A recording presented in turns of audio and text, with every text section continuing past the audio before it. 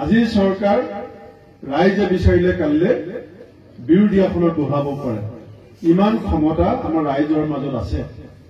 আমাৰ ৰাইজে কেতিয়াবা ভাবি থাকে মই বাগানত কাম কৰো, মোৰনো ইমান পাৱাৰ আছেনে, মই এজন সাধাৰণ খেতিয়ক, মোৰ ইমান ক্ষমতা আছেনে, এনেকে আমাৰ মাজত কেতিয়াবা এটা প্ৰশ্ন আহে যে মই পাৰিমনে।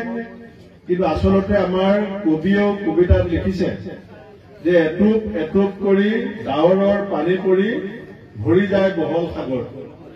বৰষুণৰ যেনেকে এটোপাল এটোপাল পানীয়ে সাগৰ ভৰ্তি হয়, আপোনাৰ মোৰ নিচিনা সাধাৰণ এজন এজন মানুহৰ ভোটেৰে অসমত মুখ্যমন্ত্ৰী নিৰ্বাচন হয়, আমাৰ দেশত প্ৰধানমন্ত্ৰী হয় বা ডিগবৈত MLA নিৰ্বাচন হয়। MLA মন্ত্ৰী আমাতকে ডাঙৰ মানুহ নহয়। MLA মন্ত্ৰী আমাৰ আঙুলিৰ টিপাত জন্ম হয়, আমাৰ আঙুলিৰ টিপাত জন্ম হয়। আৰু আমি যদি ইলেকশ্যনত আমাৰ আঙুলিৰ টিপাটো ইফাল সিফাল কৰি দিওঁ, এতিয়া যিজন MLA আছে সেইজন ex MLA হৈ যাব আৰু বেলেগ এজন MLA হৈ যাব। আমাৰ ক্ষমতা আছে।